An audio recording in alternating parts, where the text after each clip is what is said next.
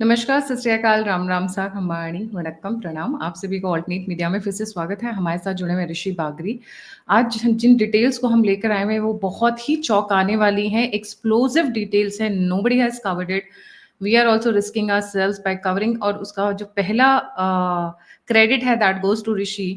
ऋषि के पास कुछ एक ऐसी फोटोग्राफ्स हैं बिकॉज़ ऋषि जिन डोमेन्स में डील करते हैं, they get access to lot of insider information and this is the one on the picture which should be creating ripples across the country. आज भारत बात कर रहा है पीवीआर नरसिम्हा राव के साथ में किस तरीके से 1991 में एक ऐसा डील साइन किया गया पाकिस्तान के साथ कि आपको 15 दिन पहले बॉर्डर के आसपास भारत कोई भी मूवमेंट करेगा तो आपको उसकी डिटेल्स पाकिस्तान के साथ शेयर करनी पड़ेंगी, जबरदस्ती शेयर करनी पड़ेंगी।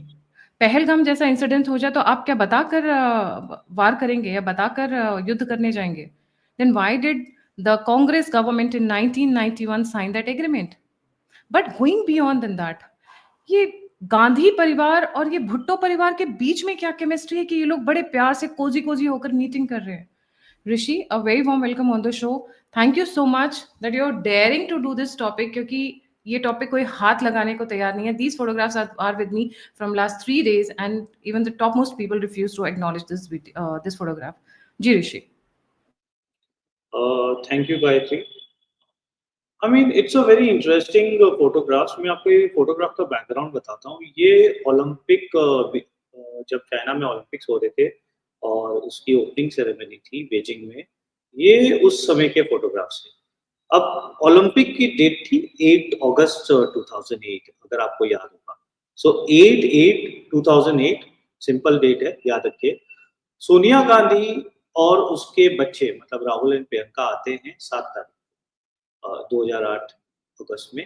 वो 7 तारीख को आते हैं और 7 तारीख को कांग्रेस और वहाँ की सीसीपी जो वहाँ की रूलिंग पार्टी है, एक ही पार्टी है विच इज़ सीसीपी, वहाँ की रूलिंग पार्टी है, उसके साथ एमओयू साइन करते हैं। उसके बाद ये आपके भुट्टो फैमिली आती है and they also sign a similar MOU on October 15th।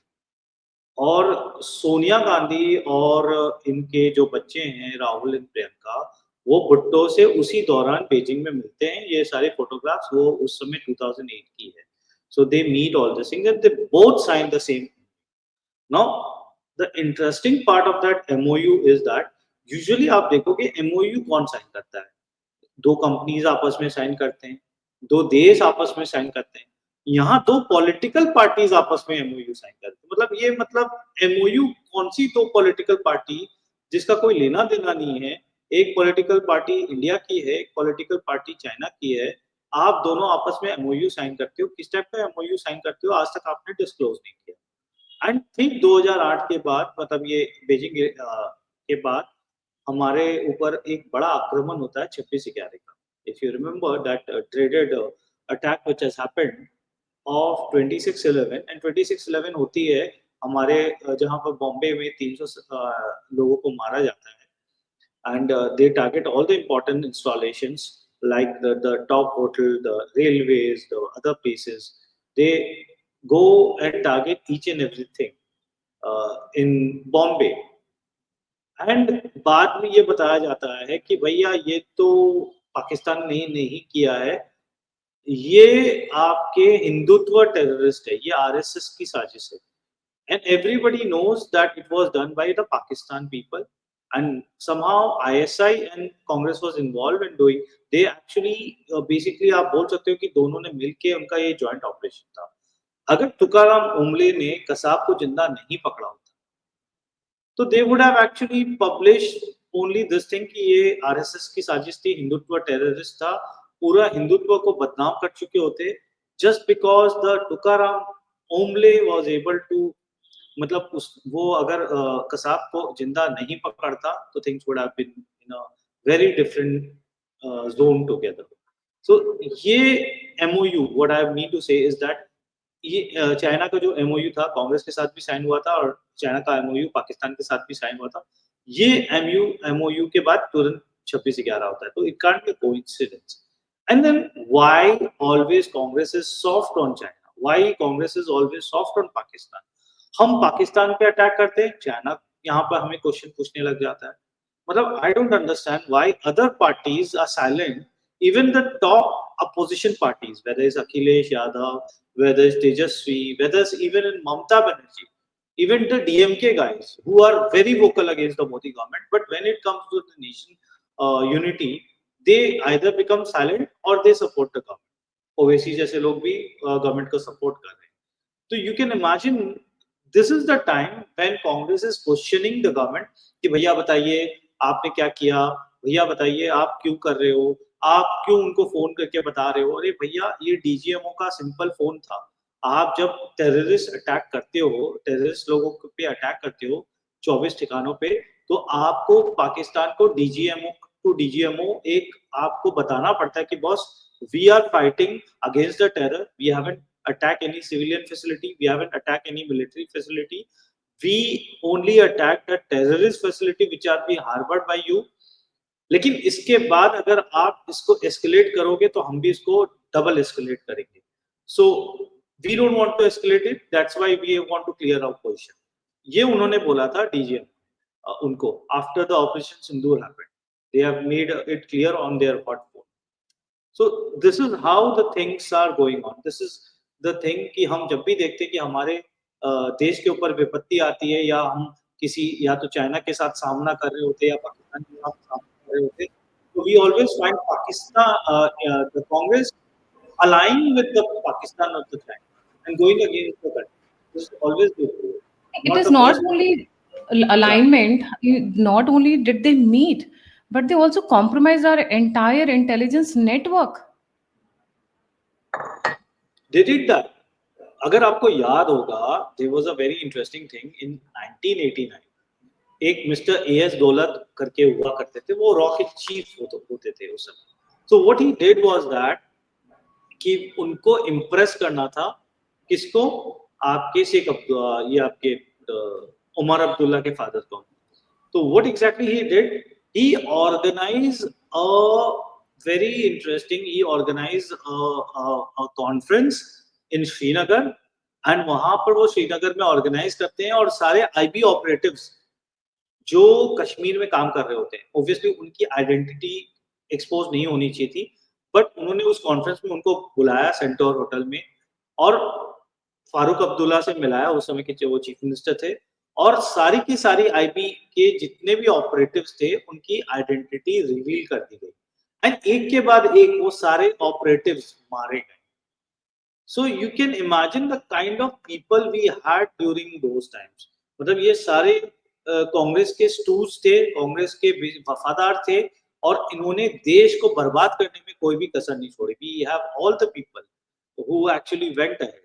I remember in 2010, अगर आप सर्च करोगे, just after the 26/11, Sonia Gandhi led UPA government has basically, 26 cooker आतंकवादी को छोड़ा गया था।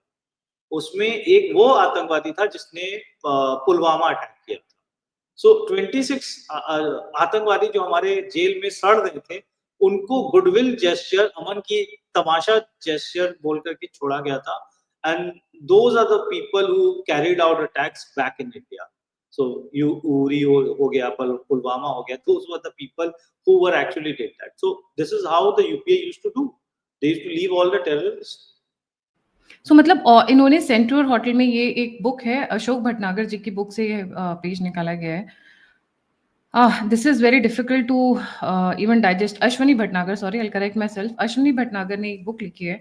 उस बुक के अंदर उन्होंने इलाबोरेट किया है किस तरीके से सेंट्रल होटल में फारूक अब्दुल्ला की अगुवाई में कॉन्फ्रेंस हुआ, सारे आईबी ऑफिशियल्स आए और उसके बाद सारे आईबी ऑफिशियल्स के डिटेल्स लीक कर दी गई और टेररिस्ट ने एक एक को चुन चुन कर मारा है। इमेजिन, पूरा का पूरा इंटेलिजेंस नेटवर्क ध्वस्त कर दिया गया। And this is not the first time. I think Ansari के बारे में अगर हम बात करें तो he was of the same type. उन्होंने तो पूरा मिडिल ईस्ट के हमारे डेस्क के उड़ा दिए थे। मनमोहन सिंह के साथ भी कुछ ऐसे ही हुआ था। मनमोहन सिंह ने कहा हमें मनमोहन जरूरत सिंह क्या। ये काम पाकिस्तान के साथ किया था, हमारे अमीद अंसारी ने ये काम मिडिल ईस्ट के साथ किया था। हमारे जितने भी ऑपरेटिव्स थे जो काम कर रहे थे उनकी डिटेल उन्होंने दे दी थी, ये हमारे ऑपरेटिव्स है, ये काम कर रहे हैं। So they were like sitting ducks, the operatives were. क्योंकि जब आप उनकी आइडेंटिटी ब्लो कर देते हो, कवर ब्लो कर देते हो, तो वो एक सिटिंग डक रहते हैं, उसको बस कोई भी आदमी हंट कर सकता है। This is what they have done against our this thing. आप देखो ना, हमारे एक भी ऑफिसर्स नहीं मरे हैं जब से ये मोदी गवर्नमेंट आई है, because they don't blow the cover like what their predecessors have done. So you can see the very big difference. और 26/11 हो गया था, एयरफोर्स का चीफ जाता है हमारे मनमोहन सिंह जी के पास और वो बोलता है कि भई आप बोलो तो हम लोग कुछ आतंकवादी टारगेट्स पे अटैक कर दें, 26/11 का हम लोग अवेंज कर लेते हैं। तो मनमोहन सिंह जी ने बोला कि देखो ये गलत बात है, हमें ये साइकिल ऑफ वायलेंस में नहीं जाना है। अगर वो करते हैं, उनको करने दो, अगर हम करेंगे तो वो डबल करेंगे and then the cycle of violence will keep going on. So we should learn to have the strategic restraint. मतलब आप समझ लीजिए, स्ट्रेटेजिक रिस्ट्रेंट बोल के एक नया टर्मिनोलॉजी कॉइन की गई थी और वो ये बताया गया था कि भई स्ट्रेटेजिक रिस्ट्रेंट है और स्ट्रेटेजिक रिस्ट्रेंट के चक्कर में आप किसी को मत मारिए, आप क्रॉस नहीं करोगे, आप कुछ नहीं करोगे, आप चुपचाप बैठ जाओगे। और एयरफोर्स चुपचाप बैठ गया था। फैक्ट, बात तो ये भी सुनने में आती है कि Rahul Gandhi met Asim Munir around 2018 or 19 just before the 2019 elections in some safe house in London. ये बात भी निकल कर आती है। इनकी मीटिंग्स का मायने क्या है? वो आपके दुश्मन नहीं है, वो आपके दोस्त हैं, या फिर ये जितना फसाद चलता है, 75 साल भारत पाकिस्तान से जूझता रहा है। 75 साल हमने टेररिस्ट अटैक्स देखे हैं। उनके साथ आप बैठ के क्या बातें कर रहे हैं जो पब्लिक में आपने ये फोटोग्राफ्स कभी आने नहीं दी, thanks to you and to other people who are investigating it deeply. क्या छुपाने की कोशिश कर रहे हैं ये लोग? नहीं, Gayatri, I don't know about the मतलब राहुल मीटिंग मुनीर और नॉट, दैट इज़ बिकॉज़ ये काफ़ी वो चीज़ है कि नहीं है, स्पेकुलेटिव भी हो सकता है, but I go back to the things which are very much in the public domain. जैसे मणिशंकर जी जाते हैं और वो कांग्रेस के रिप्रेजेंटेटिव होकर जाते हैं, पाकिस्तान में जाते हैं और पाकिस्तान में जाकर के बोलते हैं कि आप इन्हें हटाइए, मतलब मोदी गवर्नमेंट को हटाइए और हमें लाइए, सत्ता परिवर्तन कीजिए और हम आपका ख्याल रखेंगे। This is the word he has used, this is the sentence he has used.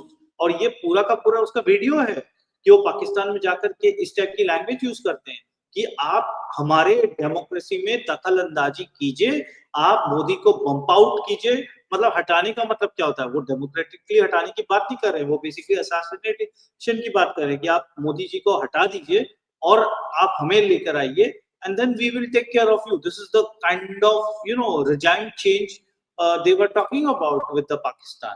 अब वो As if the पाकिस्तान की अब Pakistanis are बात going हो to ही come रही है। and vote. नहीं, As they if would। So how they, they going to do it? You tell me, what was the obvious, meaning of that? उसका by मतलब क्या था, creating बताइए narrative मुझे। war, drugs money, हवाला मनी, वायलेंस, सिविल राइट्स, जिससे मोदी की image tarnish हो। कोई कसर नहीं छोड़ी है लोगों ने पिछले 10-11 साल में ये सब करवाने की। वो तो सतर्क है, मोदी जी को पता है कि उनके आसपास कितने सांप घूम रहे हैं, सो ही इज वेरी वेरी सतर्क।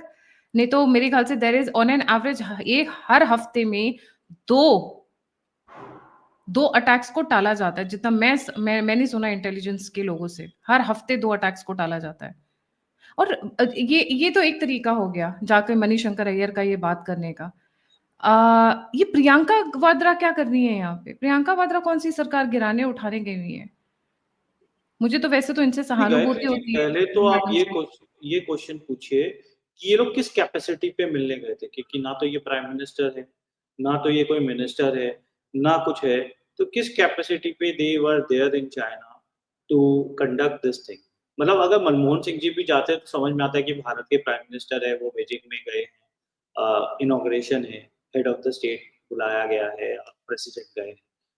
In what capacity these people went there, and in what capacity they signed MOU, and why they are not public, उसको पब्लिक क्यों नहीं कर रहे हैं MOU को?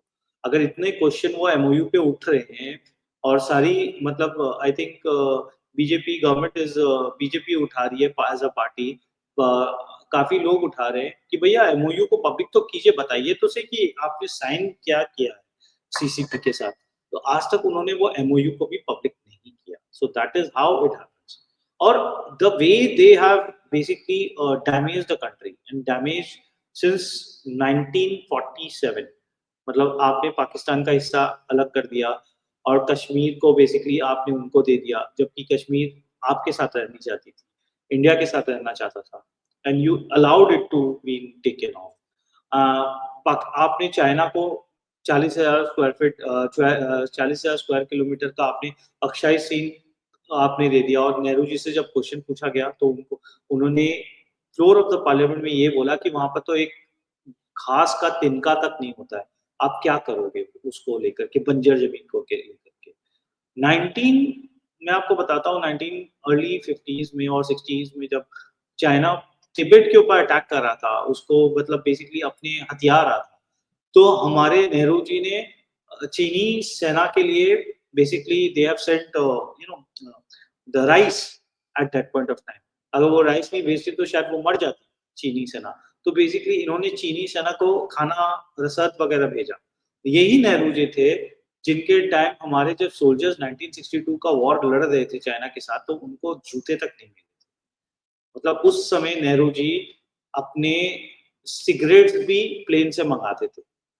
That's a very famous incident which happened in Madhya Pradesh in Bhopal, और ये उनके गवर्नर की वेबसाइट पे लिखा हुआ है ये वाला इंसिडेंट कि नेहरू जी अपना फेवरेट ब्रांड 555 वो पीते थे सिगरेट, और वो लाना भूल गए थे भोपाल। तो उनके लिए बेसिकली एक एरोप्लेन भेजा गया था दूसरे सिटी में, और वहां से उनका वो जो ब्रांड था 555 वो वापस भोपाल में लाया गया, so that he can have that brand. Just imagine the kind of things which we happen. Well, cigarette is traveling in the first class so that it could reach to its owner. This is how the things used to happen during the Nehru ji's time. कि हमारे जो जवान थे उनके पास जूते नहीं थे, और उनकी जो सिगरेट थी नेहरू जी की वो ट्रैवल कर रही थी फर्स्ट क्लास में। तो this is how it always happen. जी। मतलब आप सोच सकते हो। और इंदिरा गांधी जी को तो सभी जानते हैं कैसे उन्होंने खालिस्तान को बनाया था, कैसे उन्होंने 1971 का वॉर लड़ा था, लेकिन सारे जो पॉलिटिकल गेन्स थे basically they have given up. मतलब यू कैन इमेजिन, मतलब 1971 में we won the war, the army did a fabulous work. हम 93,000 सोल्जर्स को प्रिजनर ऑफ वॉर बना चुके थे, वो उन्होंने सरेंडर कर दिया था, हमारी फोर्सेस लाहौर तक पहुंच गई थी, बट हमने कुछ नहीं किया। हमने 93,000 उनके जो सेना थी वो हमने एज इट इज जाने दिया शिमला समझौता में। एंड हमारे जितने भी वहां के जो लोग थे, मतलब हमारे जो प्रिजनर वॉर थे, वो हम वापस नहीं लेकर आए। ऐसा कैसे निगोशिएट हुआ पता नहीं था। मतलब we could have taken the PoK because हम लाहौर तक पहुंच गए थे, बट हमने पीओके नहीं लिया। हमने इंडस वाटर ट्रीटी को भी एज इट इज छोड़ दिया कि भाई पानी जाने दो, हम पानी को भी टच नहीं करेंगे। जी। हमने कश्मीर के 370 धारा को भी नहीं हटाया after winning the such a big battle, you can imagine. So basically what we have gained in 1971, Pakistan तो था, आज पाकिस्तान ही बांग्लादेश है, तो कोई हमें तो कोई फायदा हुआ नहीं, to be very honest. We have still have to, very radical countries who are, breathing on our neck basically right now. So what exactly we gained in 1971 also? A similar thing we saw in context of Turkey also, Rishi. Turkey में इन लोगों का office खोलने का मतलब मुझे समझ ही नहीं आया। टर्की में ऑफिस क्यों खोला था इन्होंने 2019 में? वो टर्की जो हमारा दुश्मन रहा है। आज तक किसी और कंट्री में तो इन्होंने खोला नहीं एक्सेप्ट फॉर अमेरिकन, जहाँ पे इनका ओवरसीज सेंटर्स हैं। So that is a very interesting thing they should be knowing कि टर्की में क्यों नहीं खोल रहे वो, and what exactly happened. So I mean Turkey is a basically a failed country. वहाँ पर inflation 85% है, जबकि हमारा inflation 3% है आज के डेट में, 3 3.5 होगा। सो टर्की इज अ प्लेस जहां पर आपका मतलब जो उनके जो लीडर है they are very anti India, they always vote against India, but the Congress wants to have a best of the relation with the Turkey. वो टर्की में जाती है, अपनी पर्सनल ऑफिस खोलती है, मतलब कांग्रेस पार्टी अपनी एक ऑफिस टर्की में खोलती है, कहीं और नहीं खोलती है, टर्की में खोलती है। Can you imagine? So what they are going to gain, वो क्या लाइजनिंग करना चाहते हैं, किस टाइप का पॉलिटिकल कॉन्टैक्ट रखना चाहते हैं, किस टाइप की पॉलिटिकल म्यूचुअल अंडरस्टैंडिंग रखना चाहते हैं, क्योंकि Turkey is the one country which is openly banking Pakistan. These are two countries which are openly backing Pakistan. One is a Turkey, one is Azerbaijan. So these are the two countries which are backing Pakistan, and I don't understand why Congress is backing Turkey. So this is the question जो मुझे भी पता नहीं है. और the way the boycott is happening right now, Turkey को पूरी India boycott कर रही है, बट कांग्रेस इज बेसिकली उसको गले लगा रही है टर्की को. So this is how the things are happening in India. Ji ji, thank you so much, Rishi, for joining. And this is something the Congress government and the Gandhis need to come clean. कि भाई ये photographs का मतलब क्या है, ये pictures कहाँ से आई, ये मुलाकात कैसी हुई, क्यों हुई, मुलाकात में क्या बात हुई, क्योंकि ये पिक्चर्स नॉर्मल नहीं है, ये ट्रंप के साथ नहीं है, ये शी जिनपिंग के साथ नहीं है, ये हमारे सबसे कट्टर दुश्मन पाकिस्तान के साथ में है और उनके परिवारों के साथ में है. बिलावल भुट्टो तो है ही है, उनके साथ उनकी फैमिलीज भी हैं. तो क्या ऐसी अंडरस्टैंडिंग थी बीच में जो आपकी मुलाकात हुई? अगर नॉर्मल ऑफिशियल थी तो छुपाना क्यों, अभी तक दबाना क्यों? खुलकर बोलो कि हाँ भाई, we had gone for a meeting, they were also there, so we had a courtesy meeting. क्योंकि बहुत सारी कर्टसी मीटिंग्स होती रहती हैं देशों में. It's not the first time where the enemy nation or the enemy states do a handshake. एक छोटा हैंडशेक होता है, बट ये छुपा कर रखी गई थी ये पिक्चर्स, जो अब आज दिस इज 2025 एंड ये 2008 की हैं. तो 17 साल बाद ये पिक्चर्स निकल कर आ रही हैं. इतना दबा के रखा गया था. जी, thank you Rishi for joining. जाने से पहले व्यूअर्स से रिक्वेस्ट है, प्लीज लाइक, सब्सक्राइब और शेयर करना ना भूलें. अगर आप कंट्रीब्यूट करना चाहते हैं तो यूपीएस स्ट्रीम के ऊपर, आप फीडबैक देना चाहते हैं, जुड़ना चाहते हैं, तो सभी के सभी लिंक्स डिस्क्रिप्शन बॉक्स में. इसी के साथ जय हिंद, जय श्री राम, हर हर महादेव. Thank you. Thanks.